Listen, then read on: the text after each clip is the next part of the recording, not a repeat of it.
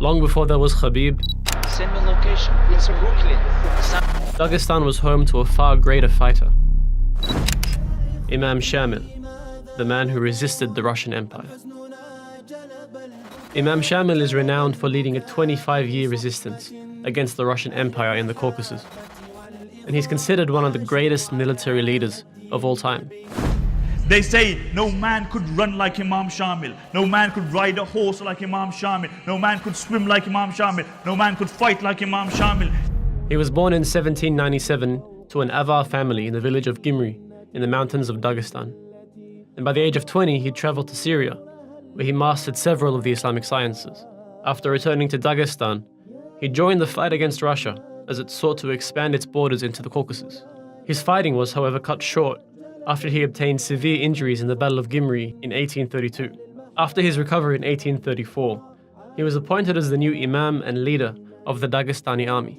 Due to his towering height, athletic build, and immense Islamic knowledge, he swiftly attained the trust of the people. He was also able to structure and unify the Muslim ranks throughout the Caucasus into one Islamic army.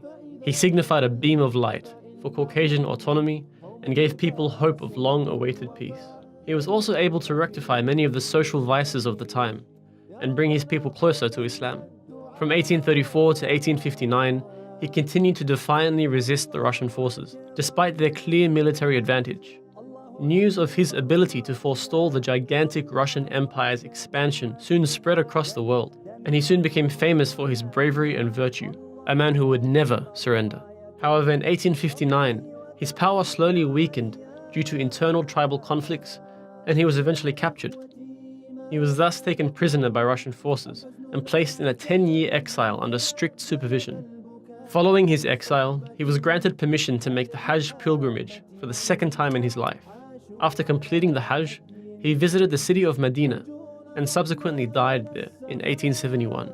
He was buried in Al-Baqi' cemetery with many of the family and companions of the Prophet Muhammad sallallahu alaihi wasallam. May Allah have mercy on Imam Shamil, and may his story serve as a legacy for Muslims around the world.